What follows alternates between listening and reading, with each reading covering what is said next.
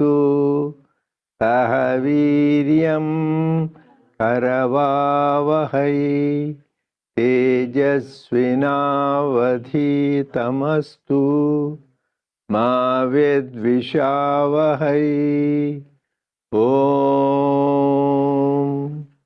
Shanti Shanti Shanti. May the Lord protect us. May He nourish us. May we acquire the capacity to study and understand the scriptures. May our study be brilliant, and may we not cavil at each other. Om, peace, peace, peace unto us all. Dear brothers and sisters, loving Sai Ram to all of you. We welcome everyone to the Sri Sathya Sai Baba Center of Arcadia. We are grateful to Swami for his blessing to give us this opportunity to participate in this Gita Jnana Yajna. And as I said, each time you participate in the Yajna, you'll have the benefit of his blessings. But we don't do with that attitude, it's Nishkam Karma, but still, whether you like it or not, you will get those results. By the way, we got the communication where we are going to start today. So is there anybody here knows what is the mistake in the communication? Who sent the communication? Huh? Page number, not only page number, chapter number. It's chapter 18, not chapter 17. It's chapter 18 and page 81. They wrote chapter 17 and page 79. So whole Gita is about Yoga Karma Sutkaushalam, perfection in action. Like Swami Vivekananda said, a cobbler who makes the best pair of shoes is greater than a king who doesn't rule his kingdom properly. So whatever we do, whether you sweep the floor, wash the dishes, do your Jupiter work in a JPL, which is complicated, they're all saying, whatever you do the best of your ability. That is the whole thing. But anyway, correct it. For the online version, it is chapter 18, page 81. And interesting, that is not only the person who sent it is a mistake, but all of us who didn't even watch, once somebody, should we have brought it to the attention of the person who sent, hey, by the way, you sent this. Nobody brought it to their attention. That is another thing. So collective responsibility, I think. I realize that. And coming to the starting and hard copy, we have, so in the soft copy, chapter 18, page 81, and in the hard copy, chapter 18, page 165.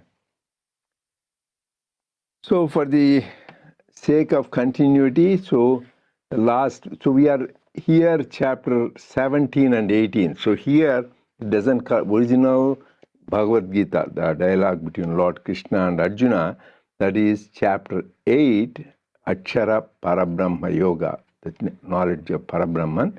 And also it is now we are transitioning to the chapter 9, that is Raja Vidya, Raja Guhya Yogam, the royal secrets, because the greatest secret knowledge is knowledge of God, Vedanta. So there, the whole Akshara Parabrahma Yoga, the almost the ending part we are there. So the whole discussion is, first he talked about what do you mean by Parabrahman?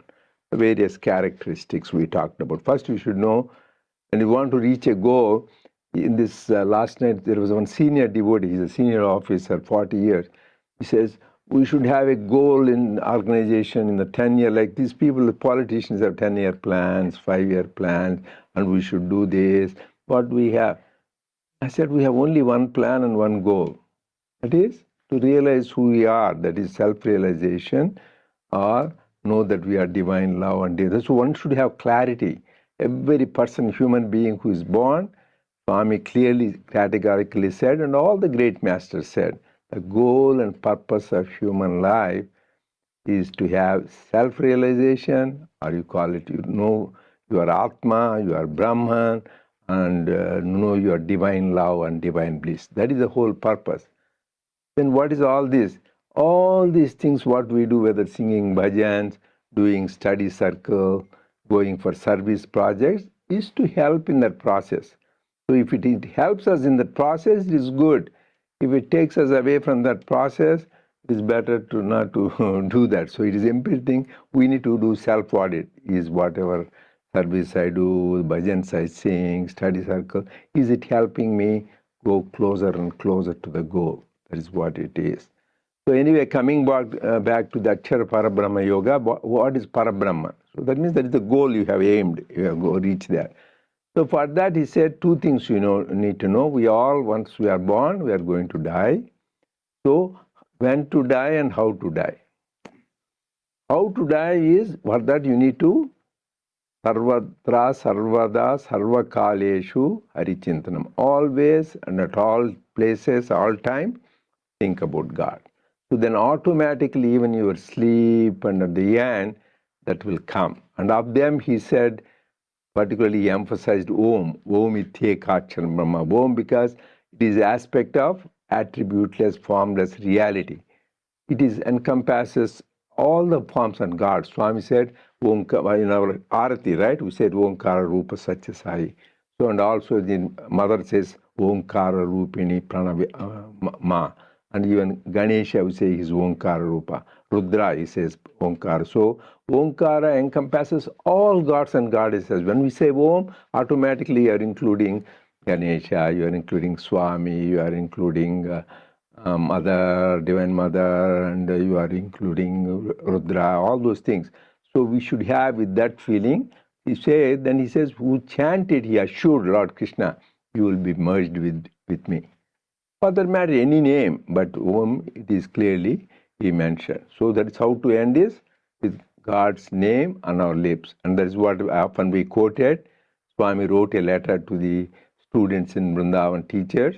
Whoever has name of Sai on his lips all the time is not only liberated after death, even alive. Jivan Mukta, liberated while alive. So always repetition. And when to die? Not in our control. So that is only by his grace. Except some people like Bhishma had that. That is called Ichha Mrityu. Whenever he wants, he could leave the body. That is why he waited those days, chronological time, Uttarayana, that is the time he was in the bed of arrows for more than, I think, 40 days or 50 days, just to wait for the auspicious moment, because the sun goes northward. And also it is better to live in Uttarayana and Shukla Paksha. So Uttarayana is the northward direction, that is January to June, and the southward Dakshinayana is July to December. And Shukla Paksha, Krishna Paksha, Shukla Paksha is the bright half of the month, Krishna Paksha is the darker half of the month. So that is the time to live in the brighter half of the month and in the Uttarayana. That is what most of the people literally they translate, all the commentators, even people, Pandits, scholars.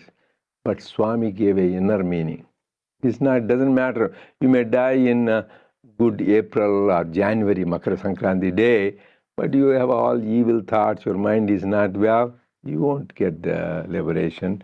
So what is you have that clear mind, no negativity, no negative thoughts, and thoughts of love and compassion, that is Uttarayana.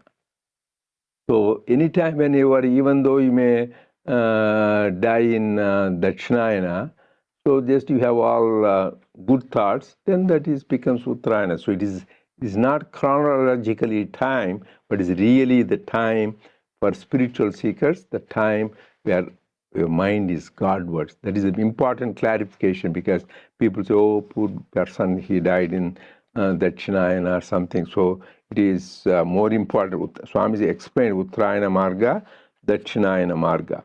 And then he was talking about also new definition, moksha. What is moksha? Moha Chaya. So this way it is nice to analyze. Moha, the minute people think moksha means going to Vaikuntha or Kailasa, some heavenly place.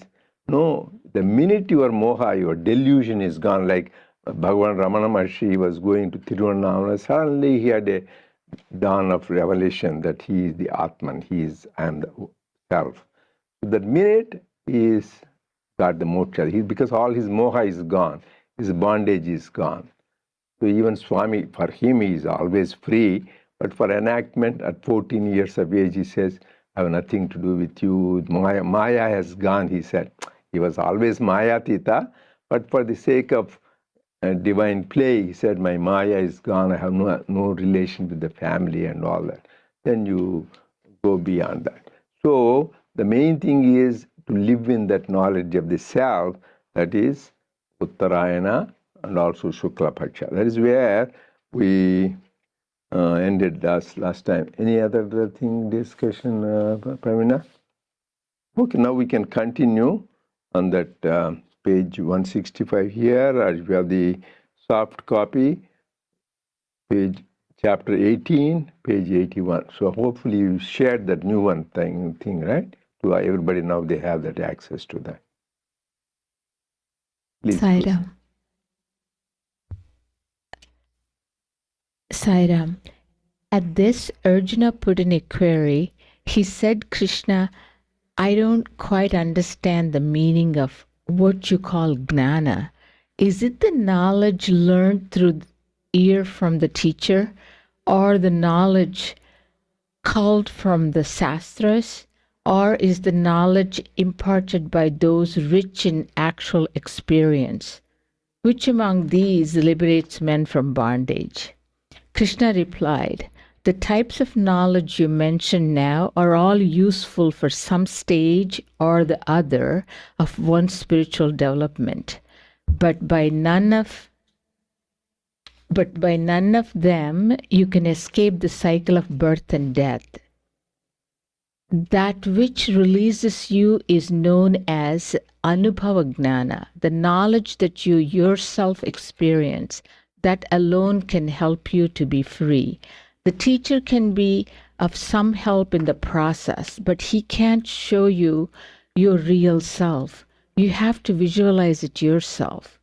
Besides, you have to be free from vices like envy. Then only you can be called a Purna Gnani, one who has attained full gnana. He who has faith in this gnana, who is developed in acquiring it, who is full of yearning to earn it, only such a person can realize me. You must be free from envy. Besides, he must be earnest, steeped in Shraddha, steady faith. Earnestness is essential even for the performance of the smallest act by men. Not men alone, but birds, beasts, worm, and virus, all have to be earnest to succeed. When you have no earnestness or shraddha in the act, you can't gather the fruit. I'm just going to stop here. I think this is really beautiful. The definition of gnana, Arjuna is asking, I think the three things he brought it up, not just the listening, these are all helpful, taking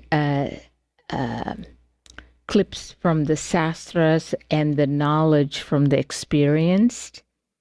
But I think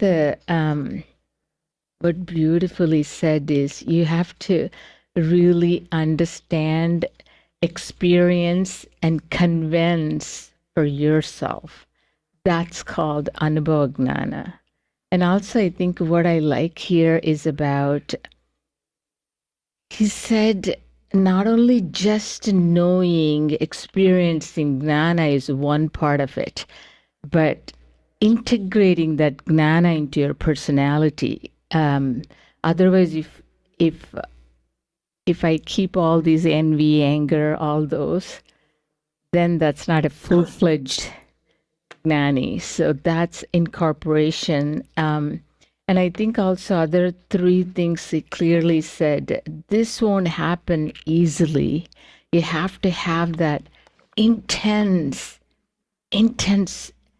desire to acquire that gnana, that longing, that intense faith in Shastra and the grace, then only it'll happen. Because why this Arjuna is asking that question, a lot of people think Jnani is the one who knows a lot of Vedas, Shastras, Puranas. Oh, he knows Gita very well. He can quote all the shlokas. He knows 18 Puranas. It is good to know all the scriptures because they are the words and revelations from God. That doesn't take you to God. That's what he's telling. There are three types of knowledge. One is bookish knowledge. Some people can memorize, all the Vedas and all the Shastras and Puranas. Bookish knowledge. Second, Swami says practical knowledge, where you're really practicing it. When you are practicing it, then third is experiential knowledge. That is important. Anubhava jnanam, that you experience that divine bliss. So most of the people are interested only bookish knowledge. You need to have practical knowledge and more importantly, experiential knowledge. Here I want to share my family thing. So my father is, anyway, he will accuse me, but when this was about 50 years ago, he used to, because he is very well read, he's very scholarly and very sincere spiritual seeker, everybody used to ask him to write an article. Sanatan Saradi, he wrote, man, there is another Sai Saradi, another one in Telugu publications in India, many people. Every few weeks he used to write an article. Then it is a good service, but Swami called him after a few months. He said, why are you writing articles? You don't even know the truth. Just because you know all the things, you should have exact word, anubhava jnanam. You need to have experience. Then people used to bother him a lot for almost 10 years. He stopped. I said, Swami told only when he tells me to write, I will write it. Then what happened is when Swami's 65th birthday or 70th birthday, Swami called me and my brother for interview and said, your father has written a book and I blessed it, he said. I said, Swami, you told him not to write anything until you experience. But Swami said that you can't argue with him, so he wrote. Then I didn't want to tell my father. I told Swami said, you wrote the book, that means he's telling you are writing the book. Then he wrote the first book, Swami, Uniqueness of Swami's Teachings. And so till he used, because that means he was prepared with experience. So Swami was waiting. Then subsequently, Marathon, he wrote Navaratna Mala, Sai Navaratna Mala, 9 gems, 9 books within a course of less than a year. All the 9 books he wrote in different aspects of Swami, his glory, his mission and teachings. So there also, even though you have capacity, Swami says, first gain the experience. That is more important. Because people could be scholarly. The greatest scholar is who? Ravana. 10 heads, 4 Vedas he knew, 6 Shastras he knew, he's a great in fine arts, he's a great Shiva Bhakta, but he didn't have this nobility of character. So most important is that. That's why you see all the great masters. Bhagavan Ramana Maharshi never went to college. And Swami never went to college. Sri Ramakrishna Paramahamsa never went to college. Nisargadatta Maharaj never went to college. So because you are educated in the worldly thing, it doesn't anything to do with secular education, has nothing to do with, not that secular education is bad, it's nice to have it, but more important is Adhyatma Vidya. That is why Lord Krishna says in Gita, Vidya Adhyatma Vidya. Vidyanam Adhyatma Vidya. I am the spiritual knowledge. So we all need to remember that. So he is a scholar. So don't, because it's nice to hear people who are scholars, where they know Vedas, they chant. But you live close to them, how they live their life. How they have sense problems, sense control problem, character. Whereas these monks, I see Ramakrishna monks, they live pure life, stellar life, celibate life, thinking of God. So that is more important. It's nice to know this knowledge, but people should not confuse. There is a difference between philosophers and jnanis versus saints. Saints, they live the life. There is a great saint by name Adbhutananda. He is the disciple of Sri Ramakrishna. He had 16 disciples. One is Adbhutananda. His original name is Lotto. He was a cook. He was just a cook in some devotee's house, and he had a good thing. So Sri Ramakrishna identified he is a good spiritual son. He didn't even know how to talk properly. Not only doesn't know read and write, not talking, also stammering kind of thing. But he is such a spiritual giant. Sitting people around him, they used to get spiritual vibrations. That is why Swami Vivekananda, such a great intellectual giant, used to call he is not Lotto, he is Plato, like the Greek philosopher Plato, how knowledgeable he is. So, because they live the life. So important is you need to live these great saints. They may not know, but they practice. This Lotto Maharaj, so many people like that, they are great devotees. So he is emphasizing is jnana is not bookish knowledge. It is a practical knowledge, and that to be experienced. That is one thing we need to remember. Then what is jnana? That also we talked. You should know, have clearly what is the definition of jnana. Lord Krishna said, Swami said. So always, whenever anybody says what is jnana, Advaita darshanam jnanam, are also called Abheda darshanam jnanam. To experience oneness, that is jnana. And as long as we are seeing two or three, we are all ajnanis. Swami says dual mind is half blind. So as long as we think I am separate, God is separate, the world is separate. That's the whole problem all of us have. The Jiva, Jagat, and Ishvara. We think all the three are different. As long as we separate them, we don't have jnana. So it should come that everything is one. Abheda darshanam jnanam. That is the first definition.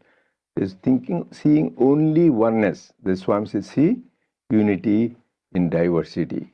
That's why to get this kind of thing, Avadhuta Gita says, Dattatreya, so Ishwaranugraha eva pumsa advaita vasana. Only by God's grace you will have this interest in Advaita. Everybody doesn't have it. Most of the people, 99% people are interested in khana, pina, sona, manna, eating, drinking, sleeping, and dying, and having children, procreation, family. Even among the one less than 1% of the people who are interested in spirituality, they are interested in ritualism, going to temples. As Swami Vivekananda said, they born in a temple and die in a temple, or born in a church, die in a church. They don't go beyond that. From rituals, you need to go to spirituality. That is what the thing is. So, only by God's grace, Ishwaranugraheva Pumsa, you will get that interest. Then, ultimately, in the beginning, you start with bhakti. But then ultimately you will realize there is only oneness. What is the definition of bhakti also? We think bhakti means singing bhajans is good or doing worship is good. But not to have vibhakti is bhakti. Do you understand anybody? Not to have vibhakti is bhakti. That means thinking you are separate, that is vibhakti. Swami, you are there. To have oneness, not to have vibhakti is the real bhakti. But you start somewhere. We start from, Swami says, from form to the formless. And then how do you get the jnana? That is what Swami here said. The two important things. Shraddhavan labhate jnanam tatparas samyatendriya. One important thing is faith, faith, faith. That is why even Shidi Baba said, Shraddha Saburi. Shraddha is an important, he emphasized faith and patience. Our Patti Baba said, and he says faith and love. These are the two important things for a spiritual cycle. Shraddha. So we need to have faith. Faith in what? Yeah, first you should have faith. So we believe Swami is God. Then don't waver, go here, there, that guru, this guru. And just he is our guru and God. So just the other holy people, good people, you respect them. Them. but for each, you have to have one Guru, and who is our God. So that we should never waver to that. So he is our faith in the Guru. And then he is the one who showed the path to God. In general, people have faith in Guru and God, but for us, we don't need to worry about God. Guru and God are same. Then faith in the scriptures. What are scriptures? God's words.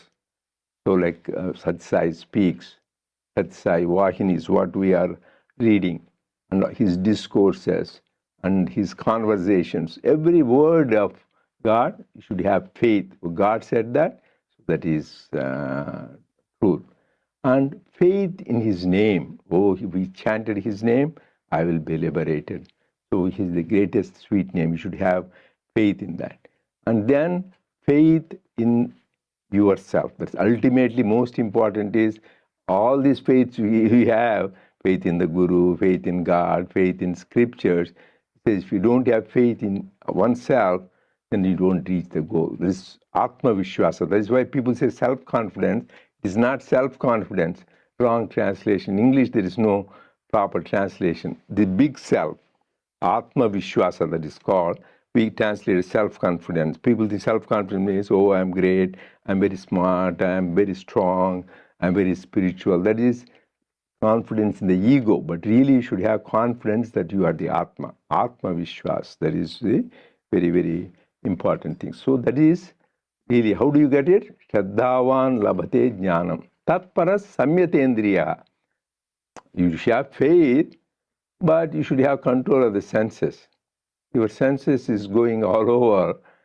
So he says, like if pot is filled with water or even nectar, and there are holes, not even one, it says one hole is enough, right? The whole thing, by the time you realize the whole thing leaked out. Similarly, these senses are holes through which your things, that is why always be careful what you see good things, hear good things, think good things, speak. So that is very important. Shraddhavan labhate dhanam tatparas samyatendriya. So you need to have that thing to get jnanam. That is why Lord Krishna says, na jnanena sadrusham. There is nothing equal to jnana. And another thing he says, jnana devatu kaivalyam. Only through jnana you will attain mukti.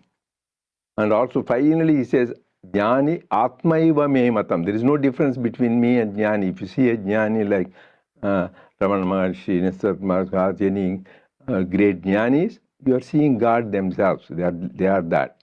But they are really Jnanis who know that they are Brahman. So that is the important thing. We need to attain that.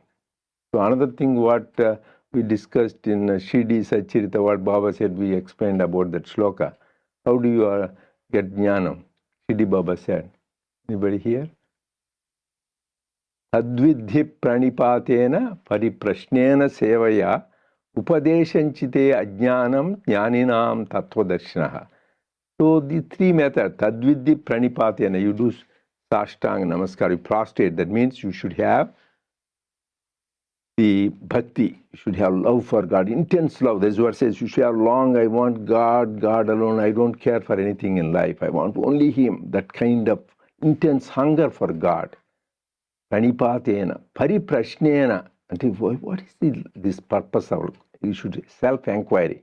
What is the purpose of life? Who am I? Like famous Nanyar or something in Tamil, is it correct that Ramana Maharshi used to say, Nanya, who am I? That is the thing. Self-inquiry. And pariprashnena sevaya. Ultimate third one is sevaya, doing the selfless service to the people in need. So these are the three paths which are used so that you attain jnana. So this jnana is then, that is the real jnana. Because so don't think everybody is a jnani, that is, and there also Lord Krishna said three definitions. Who is a pandita? Samadarshanaha. Vidya Vinaya Sampanne Brahmane Gavihastini. The one Samadarshana, Pandita Samadarshana. So somebody who is maintains that equanimity in all situations, that is a jnana, that is a Pandita, not that who can have scholarship. You can watch, you can live with people. Hey, this person is always maintained in that state of calm. That is one definition, Samadarshana. And another thing is Asocyananvasocastvam prajnavadancha gatasuna gataschuncha nanusochanti pandita. Who is the pandita? He doesn't worry about the people who are living or people who are dead. We do, a lot of us do that. Somebody dies, we worry about. Somebody who are living and they have problem, we worry. Real pandita doesn't worry about any of those things. So you need to have that equal-mindedness, and then this important thing is to just should have no worries about the present, past, or anything else. That is the real thing. So then if somebody thinks he's doing that, then you say he is really a jnani or practicing that. Okay, that is what I want to explain. These are very important points. Is there anything, anybody has any comments or questions? Don't be a silent listener, so be participating and give your input.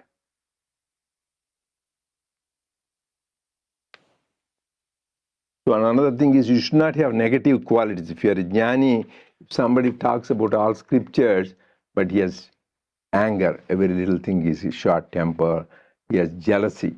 As Swami says, like God is omnipresent, jealousy is omnipresent. Even such a great sage like Vishwamitra, who gave the Gayatri mantra to the world, so he could not see why he was not called Brahmarshi, whereas Vasishtha was called. This is not easy. Even Swami said among the great saints in the one ashram, I want to collect more disciples, I want to have bigger ashram. There is a competition, jealousy even among that. So to see that Samadarshana is not easy, so the people have to have conquered that jealousy, even among devotees, spiritual seekers, who is great. This happens, it's not easy, because one thing is two diseases. One is ego, another is jealousy. Ego is like Swami says, pest. You see the tree and the leaves, there is some insects and all that there. You can see that, right? The ego like that, somebody, that ego that talks rudely, shows off, ostentatious. You can see that.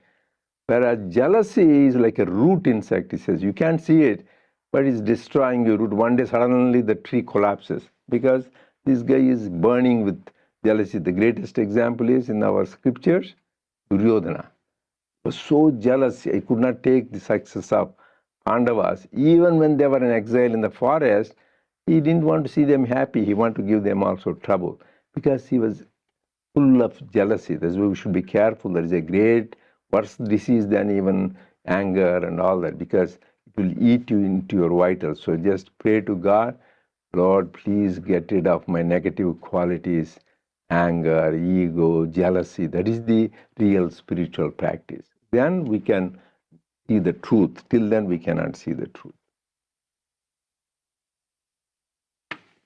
You want to continue? Yes.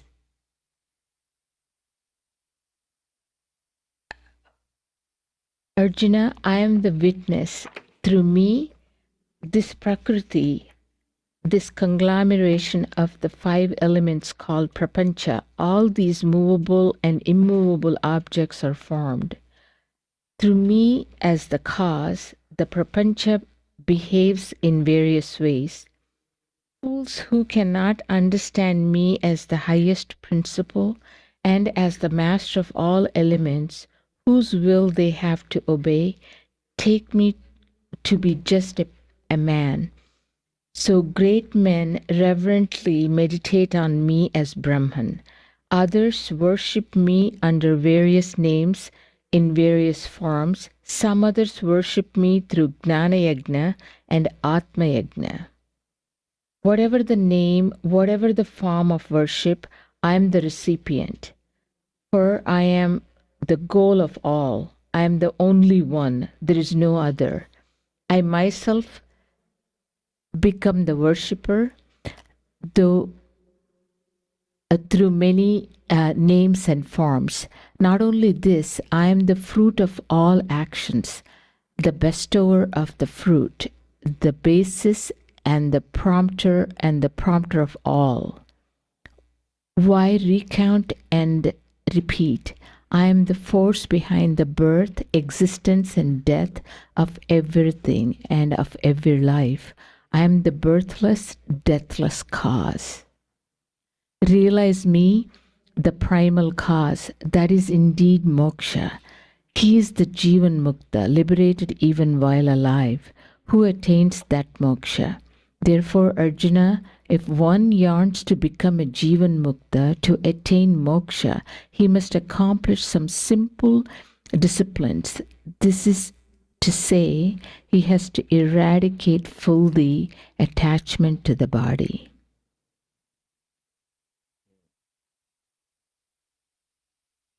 So this is actually, in a way, here Lord Krishna is saying, I am the creation, I am the five elements, I am the form and the names, I am the creator, sustainer, and destroyer. So it's all one.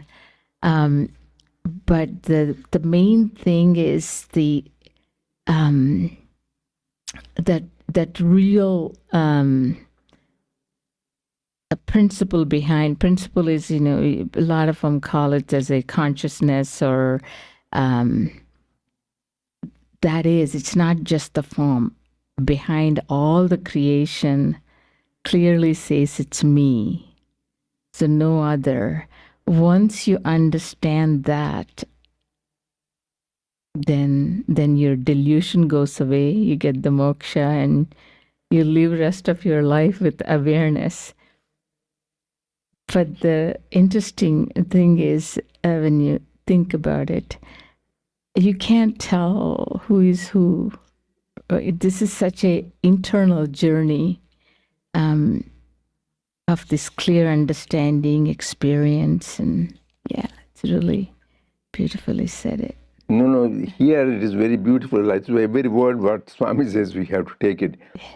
They think I'm just a man, because Lord Krishna has taken a man, and same thing Swami, if a man, and Lord Rama, they think he's a being. That means he says, is a famous quotation in Bhagavad Gita. Lord Krishna says, Avajananti mam mudha manushim tanumashritam param bhavam ajananto mama bhuta maheshwaram. These people, these human beings, all these people, even for Swami we do. I spoke this sloka in front of Swami in Kulvanthal, one of the talks. These people insult me, he says, Avajananti me mudha. This mudha means all this ignorant, we are all ignorant. These ignorant people are insulting me. Why? Manushim tanumashritam. They think I am this form, I am this name and form. So when we think confine him to this name and form, we are insulting him. Avajananti mam mudham manushim tanumashritam. Who am I? Param bhavam ajananto mama bhuta maheshwaram. I am the all-pervading reality in all beings. That is the thing. So we should always remember that. We worship God with sweet, divine, beautiful Sai name, unparalleled, beautiful form, but don't confine him to that, because he's all names and all forms. Actually, in his discourse, May 17th, 1968, he said, this is a human form in which all the names and forms ascribed by man to God are existent. Never have any doubt. So all names. That is why here he says, Lord Krishna is telling, some people worship me as Brahman, some people worship me as various names. With Swami, same thing. Some people, like Raja Venkatagiri, his own mother saw Swami as Rama. He gave the vision of Rama. And Dr. Hislop, my father, and this Vidya Prakashananda, who wrote the Gita, they saw Swami Krishna in Lord Swami. And then some people saw Vishnu in Swami. So various, even people saw Buddha, Jesus, many. So all the names you can see. But it is also Brahman. Some reverently meditate me as Brahman. Many as forms. So there is one Swami called Abhedananda. He was the follower of Ramana Maharshi. So he felt he was not able to attain the truth. So he was, because his guru passed away, so he was worried I didn't reach the goal. He went to see Swami, and Swami knows he's a sincere spiritual seeker. He called him for interview, and Swami gave him a vision of Brahman, supreme Brahman, beyond all names, forms, and attributes. So here, this was a people, some great men, this was, he is a great man, not like an ordinary devotee, reverently meditate me as Brahman. So he gave the vision of Brahman. So he was in bliss for 3 days. And then he goes to Professor Kasturi and says, you are calling Swami as an avatar, that is wrong. He is the source of all avatars. All the avatars come from him, his supreme Parabrahman. And he also told Swami, Swami, I want to change my name to Sai Krupananda because of your grace I realized that. Swami says, foolish man, what is your name? Abhedananda. What Abheda means? I don't see any difference. And you are seeing a difference between your Guru and me. There is only one thing. So how profound Swami, every little thing to show there is only one ultimate reality, Brahman. That is what we should go from the form, names. We should go, he is all names and forms. At the same time, he is beyond all names and forms. Sarva Devata Atita Swarupa. Like I told that lady Peddabotu, who wrote, who was with Swami, Shirdi Baba, and now with Swami. A lot of you know, right? They used to call Gali Sharada Devi. She wrote some poems on Swami. She is composed. And there, one of the things she wrote is, Sarva Devata Swarupa Sai Deva Namo Nama. O Lord, you are embodiment of all. I am offering my love to you. That's it, she wrote. Next day she comes and says, that is changed, that word is not there, Sarva Devata Swarupa. It is Sarva Devata Atita Swarupa, the God who is beyond all things. So she felt Swami himself came and changed in her script. Do you know anything else like that happened in our epics? Anybody knows? Yeah, that little boy, the writing. I forgot he gets the. No, but somebody puts a little thing on his back. Whose back? Oh, I forgot the name of the boy. No, in Bhagavatam, in Telugu Bhagavatam, Potana Bhagavatam, he tries to write and says, but something, words were not coming properly, Alavaikunda. He was writing something, gets stuck. Sometimes the thought process, we all get stuck, whether thinking or writing. So Potana, he's a great Bhakta of Rama, and he wrote the Srimad Bhagavatam in Telugu. It's very famous scripture for all Telugu people. So it got stuck in the middle. Then he went for a walk and comes back. And then meanwhile, Lord Rama took the form of this Potana, and his daughter realized, why you just went there, what happened? So she didn't know it is Lord Rama, and he washed his feet. And then he fills up the thing, and then goes away. Then our real father comes, says, Dad, were you here, right? No. Then she realized that Rama himself came and filled up that whole poem. So that God, how he does for the devotees. That is the beautiful story in Potana Mahabhagavatam. Ati Potana. Okay, anyway, I think we got carried away. Time is up. Otherwise, Chiranjeevi will get mad with this bhajan timing. But Sairam, I just wanted to share one quick thing Go ahead. with the closing. So I know when we think of all pervading, this is not actually reading in the book, but like Swami shows up in Argentina, in Iran, people in the dream. I mean, he's everywhere, right? That's clear witness that we can imagine. You're right. There is a script when I was reading as a kid, when I was in high school, Sarvata Panipadam, Sarvato Shishuromkam, his feet are everywhere, his ears are. I didn't understand. But now after coming to Swami, I know, because you were smoking there, he gets a picture of them, you were talking like that in some part, like in our bedroom we talked, and after a few months we went, Swami said, you are talking like that there. So that means his ears are everywhere, his feet are everywhere, his eyes are everywhere. So that is, you will get really, the scriptures are really true. Otherwise, maybe they are exaggerated, make up. So that Swami avatars make it say that these are real things.